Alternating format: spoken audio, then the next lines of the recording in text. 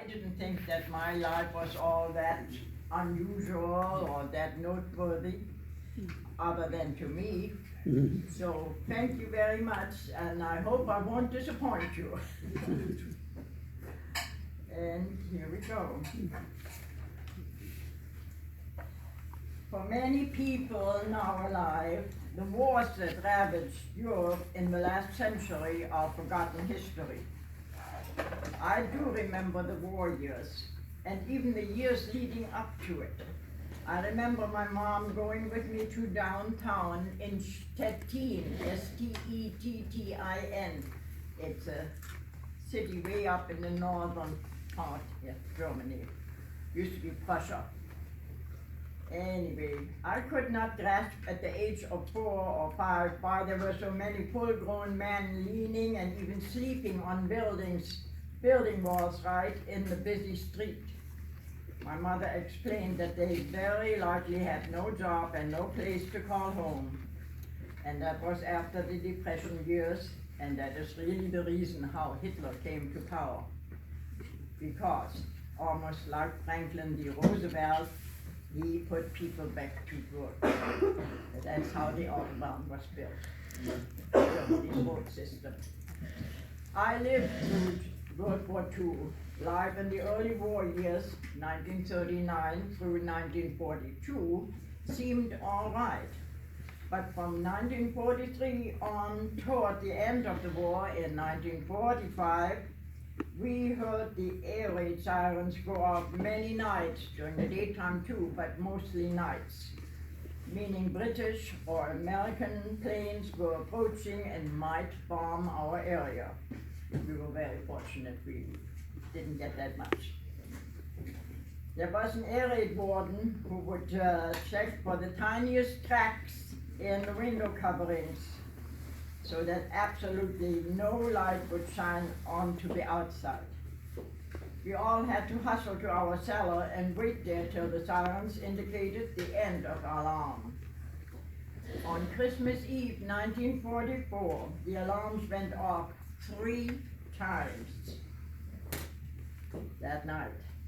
After the first time, we didn't even undress, we just went back to sleep in our clothes. My mother had a knapsack ready for each of us, filled with clean underwear, a change of clothing, and the names and addresses or the birthdays of all our relatives in case we get separated. Because all the streets had to be kept dark at night, street lights were turned off during the war, and we all had to wear reflective things in our lapels. And I mention that because you wouldn't believe that how dark a street can be when there's no lights on. We are so used to everything, all the comforts of a reflective pen? Yeah, a pen that was just indicating that you're walking, there's somebody there. Okay, I grew up in a city of about 300,000 inhabitants. Halle, H-A-L-L-E. And it was more or less in the middle of Germany. The Latin word for salt is Hall, H-A-L-L. And yes, it has huge salt mines and also coal mines. In the Middle Ages, all roads went to and through Halle. Why? Because salt was a commodity, and the salt mined in Halle was finer and whiter than anywhere else. Halle also had one of the earliest universities and was one of the first universities that admitted a female student. But enough of the geography and history lesson. Let me just quickly tell you one more thing, that one of our great composers, Georg Friedrich Handel, was born in Halle in 1685. Of course, you pronounce it differently. You know him under George Frederick Handel. Anyway. And there's a statue of him in the market square too. Okay, the war ended for us in Halle officially on April 15, 1945, when US troops marched into Halle. My family lived in a two-story building that provided apartments for 7 families. What a sight it was. Every family had hung white bed sheets out of their windows to indicate we were friendly. There was one front door to the building. From there, one had to ring doorbells to the individual apartments so that the door would open. We waited with bated breath for those bells to ring. They finally did. Everybody stood in the stairway entry. 7 women, all draped with white sheets around their shoulders, and 5 children. No men, they were all in the war zones. I had had 2 years of English in school at that time, and everybody was counting on me to answer questions from the soldiers. It was a doctor and his lieutenant, and either was able to speak broken German. They wanted to know if there were any injured or any soldiers in the house. My mother could not help but break out in uncontrollable crying. The doctor put his arm around her and soothingly said, "Don't cry. I have wife at home and child, and I understand everything all right." So, my hometown was liberated, but General Patton had advanced too fast and too far, and soon the area had to be vacated again so Russian soldiers could move in. We had been so glad that the Americans came first and ended the war for us. Horror stories circulated and told of unheard of atrocities committed by the Russian soldiers. Although I had no idea what everybody was talking about, I had never heard of rape, didn't have any idea what it meant. My mother kept all unpleasant things away from her children, and I was at that time 12 years old. The Western Allies knew that Germany had to be built up again and did everything in their power to make life easier for the German people. Not so the Russians. They took every raw material out of East Germany and shipped it back to Russia. We were hungry, we were cold, and even if we had money, the stores were empty. The Russians let us have 3 or 4 hours of electricity per day, or sometimes per night, and then they turned it off. My mother would cook the day's meal and keep the pots under featherbed blankets to keep the food warm till mealtime. Halle also had coal mines, and I remember my mother and a neighbor lady going to the graveyard in the middle of the night, where long trains loaded with coal were waiting to be transported to Russia. People were climbing onto these rail cars. They filled their big valise purses with coal, with as much as the bag would hold, and then hustled out of there again, dodging police, etc. It was very dangerous. On 2 occasions, the train started moving while some people were still on top of the cars. Everybody jumped off, and 2 women fell under the train and were killed instantly. I was 14, 15 years old and told my mother she should take me along so she wouldn't have to make so many trips, because I too could fill and carry a heavy bag. But her reply was always, "No, I did not raise you to steal." The best my sister and I could do was await our mom's return at the streetcar stop and carry the heavy bags home for her. This was 2 years after the war had ended. Nothing had changed. Everything had gotten worse in East Germany. All through the war years, German people were issued ration cards, the same as they did in England, and also in the States they had them. You remember that? Yeah. There were ration cards for flour, for sugar, for potatoes, for butter, for everything edible. It was adequate, and we got by. Then came the Russian occupation, and our rations really were cut by somewhat.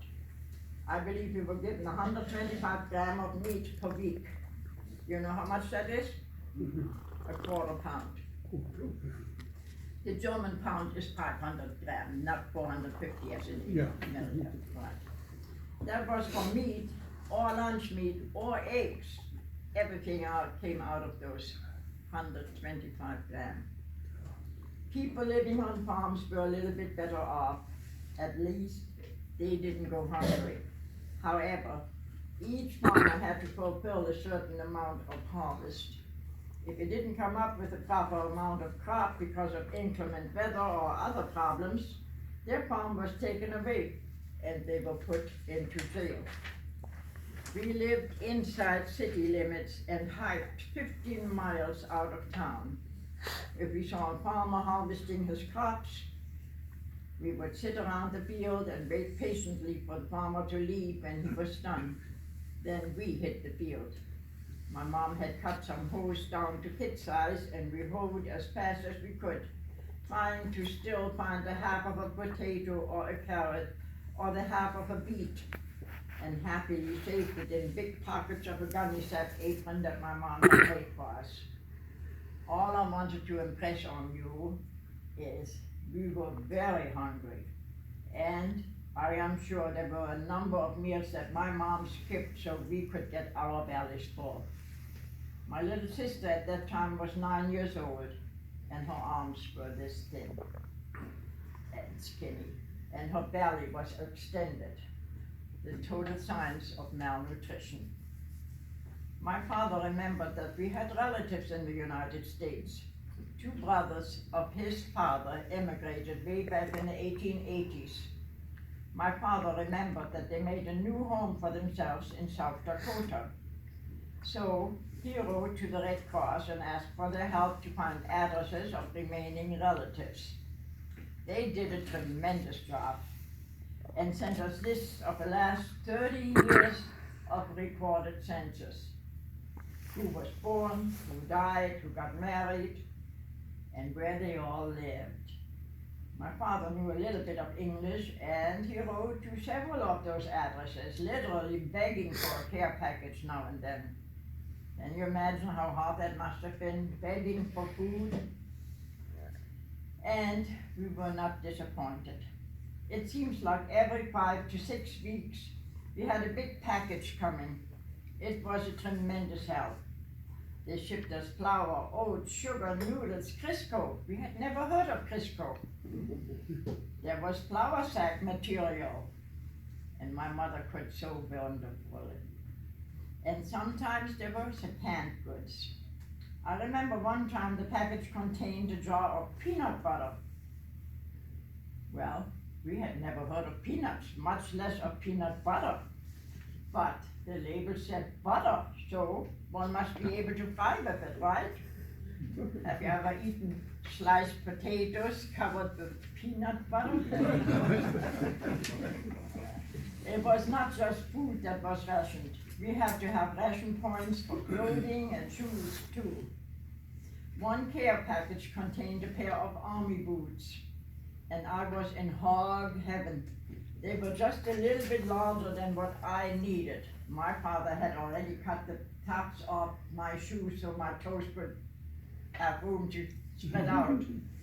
Anyway, they were a little bit larger than what I needed, but an insole and thick socks took care of the extra space. And my kids can honestly say, my mother wore army boots. Under Hitler, children were tested at the age of 10 for higher learning ability. Those who could went to a new system, the middle school. We were introduced to advanced studies, to English language courses, and we were supposed to attend school until we were 16 years old. The Russians changed all that. School ended for all students at the age of 14. Those who wanted to become a doctor or an engineer could pay to go on to high school and to age 18. But all others had to find a company who would sign a contract with them to train them for 3 years in every phase of running their business. During that time, they went to work, well, we went to work 4 days per week, and we had to attend the school for 2 days per week. So, Saturday was included. At the end of those 3 years, we had to undergo a test. In my case, I worked for an iron company and attended a business school. I took my test after 2.5 years and then was declared a professional office worker. Not only did we have to work and live in East Germany under Soviet rules, but also under socialism. One day we came to work and found that the owner of the company we worked for was no longer there. He had been dispossessed, and in his stead was a party member running the business who had never worked in an office before. Toward the end of 1947, one of my uncles in South Dakota wrote that he inherited the land that his father, when he arrived in the US, received. All his father had to do was plant one tree or dig one hole in a year's time, and that section of land, all 160 acres, were his to keep for eternity. Did any of you knew that? That's what they did in those days. This uncle also wrote that the cabin that his father built was still there and in good shape and vacant. And if we as a family would like to emigrate to South Dakota, he would sponsor us. We were elated, but were not quite sure which way to proceed. It was forbidden to leave East Germany. We could not even cross the border to West Germany. But by hook and by crook, we used my aunt's address in West Berlin to apply for a visa in the American consulate in West Berlin. And then we waited, and we waited, and we waited some more. And life went on. And we eventually forgot about it. After 7 years of waiting for our visa number to be called, we received a letter from the American consulate, via my aunt's address, of course. It stated that we could immigrate from East Germany if we are still interested. And the number had been called. And initially we had wanted to immigrate as a family, but my parents had gone their separate ways. My mother said one should not transplant an old tree. She was just 46 years old. But I was 21 and of legal age. And everybody decided I should go alone. I wrote to my uncle in South Dakota explaining the situation, and was he willing to just take me? He was very agreeable and really delighted that the time had finally come. So I broke all my ties in East Germany by October 1954 and traveled from Halle to Berlin, 3 hours by train. Since Berlin was within the East German territory, it was very easy to just hop a train, and once in East Berlin, one could take the subway to West Berlin. They stopped that later on too, but at my time, you could still go that way. And I moved in with my aunt, and I even started an accounting job for 2 months. My sister told me years later that the police came several times to query my mother where I was. After all, I was a bookkeeper for a large company, and all of a sudden, I did not show up anymore. My mom told the police that we had a dispute, and I left in anger. And she had not seen me nor heard of me since. But if they were to find me, to please let her know so she would not have to worry about me anymore. In order to immigrate, there are a lot of legal things to do. The first one was to fill out a lot of paperwork and send it back to the consulate. The next step was to get immunized against smallpox, even though I was immunized at the age of 2. And one had to get the doctor's authorization that one was in good health. Then on to a travel agent to buy a ticket for the trip over the big pond. At that time, it took 4 East German marks to get 1 West German mark. And of course, the American dollar was worth a lot more also. 4 West German marks for $1. Why do I even mention this and make a big deal out of it? Since East German money just wasn't worth tiddlywinks, my uncle in South Dakota sent me $300 to pay for my ship's passage to the United States. That in those days it was less expensive than coming by plane. A double cabin in 3rd class was supposed to cost $250, and train fare from New York to Sioux Falls was another 17 or 18. I checked that out now they want over $200. Anyway, I had to cash that check at an American bank and change it into West German money. 4 times $300, 1,200 Deutschmark. I never ever held that much money in my hand except when I worked at a bank in Halle. But this was mine, all mine. I had a small clutch purse on me, and I had to travel by subway and by bus and by streetcar, respectively. My little old purse was crammed full with that money. I clutched it under my arm so tight and was positive that everybody could see it on my face that I carried something valuable on me. I was so thankful when I finally got home, and even more relieved when I carried that money to the travel agent to pay for my ship's ticket. I told the travel agent I was going to Sioux Falls, South Dakota. I had 4 years of English in school, and I knew that I was pronounced like ice, E-Y-E. So I pronounced it Sioux Falls.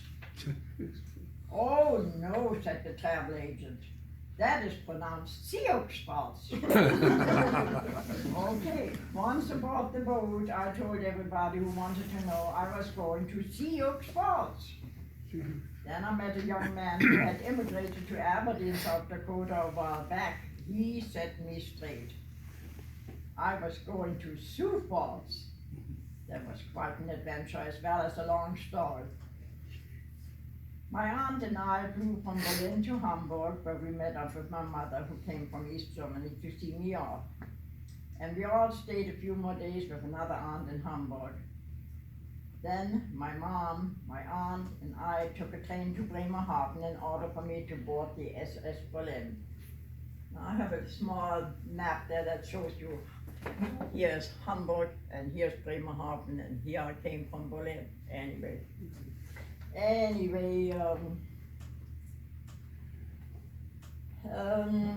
after World War II, Germany was not permitted to have any ocean-going passenger vessels. That ban was finally lifted in January 1955. Lucky for me, I made the maiden voyage on the first German-owned ocean-going ship again, the SS Berlin. Formerly it was a Swedish ship, the Gifshorn. When we left from Bremerhaven on January 8, 1955, yes, 65 years and 4 days ago today, most of the ship's passengers were on deck. There was also a band on deck who played all the old German folk tunes, telling of leaving home, of wandering, and of missing their family and fatherland, and we sang along. Nun ade mein Heimatland. Okay. We waved to our loved ones at the pier. We were given streamers to bow as the ship left its pier, and our loved ones became smaller and smaller, but we were still waving amid tears until they were totally out of sight. We all went to our assigned cabins. Since the second class cabins were not all sold out, I was given a second class outside cabin for the price of third class. I shared this with a lady my mom's age. It had a small porthole so we could see a little bit of the weather outside. That was really a luxury. We had bunk beds in that cabin, and I took the upper one. Everything was fine as we got acquainted with everything that was available on board ship. the dining room, the purser, a bar, a playroom where we could play bingo every afternoon, a dance hall, a babysitting room, and even a basement where the ship carried 2 elephants that were sold from the Circus Hagenbeck to the city of New York Zoo. We were allowed to visit these elephants, and I did this as often as I could. Then we got to the English Channel, and the storms hit us.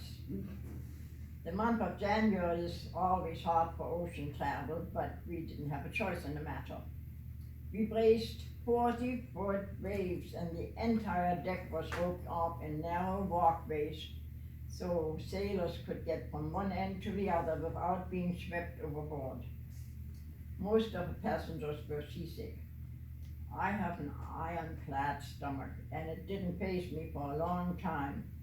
So I walked around and talked to the personnel, asking what they do if they feel that they're becoming seasick.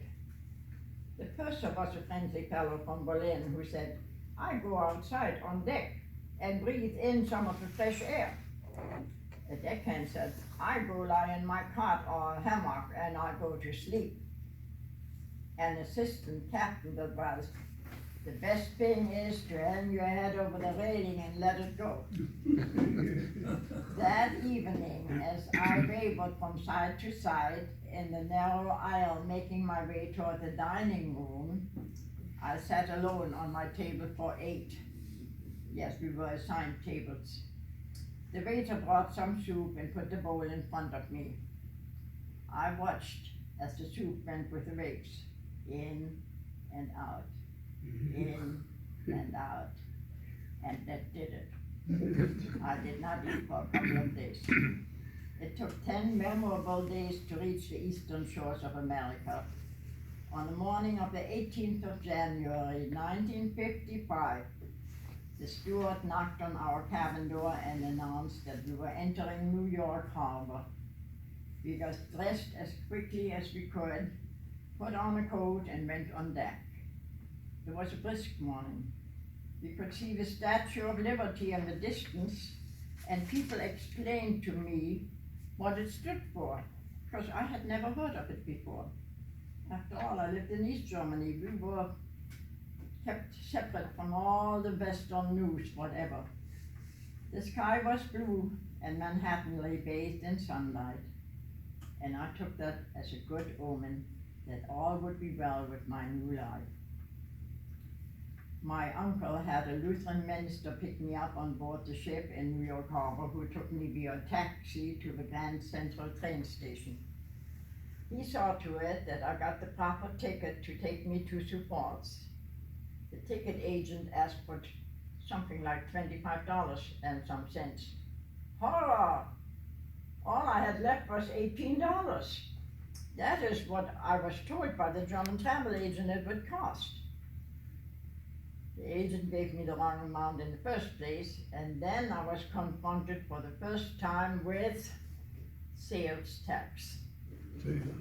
We didn't have that in Germany. Well, the minister helped out. I had to change trains in Chicago and had to cope with a 4 or 5 hour layover. It was dark when my train arrived in Sioux Falls that evening, and there stood a couple waiting. I went up to them and asked, "Are you my Uncle Ernest and my Aunt Mary?"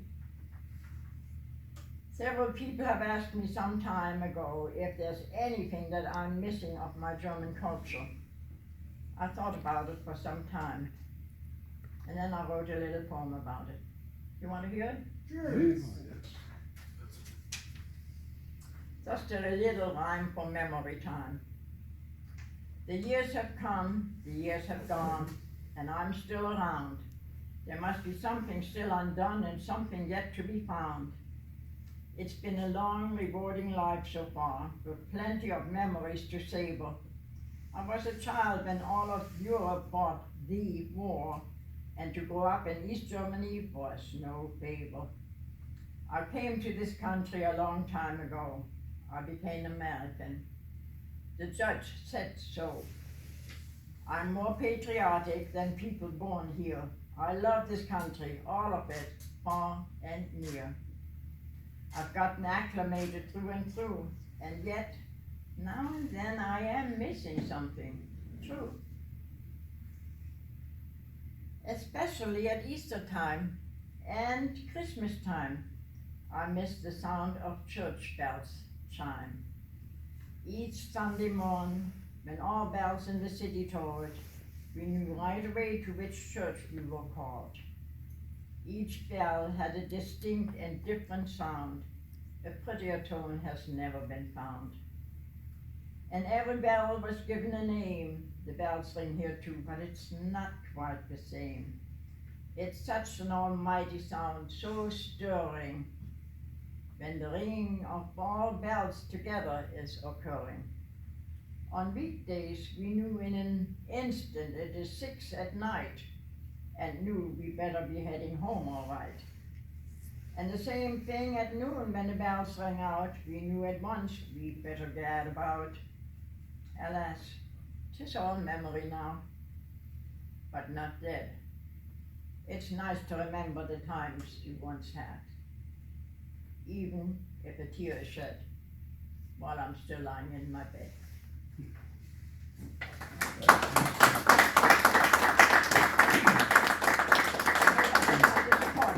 No, it was great. So when, you applied for this permit to go from East Germany to West Germany? Actually, we applied to go from West Berlin and use my aunt's address. It was not quite legal, but we got away with it. But you went from, but you didn't apply to leave East No, Germany. we could not. You East just- Germany would not allow us to Okay. leave, number one. Number two, America, the consulate, would not let us leave from East Germany either. Okay.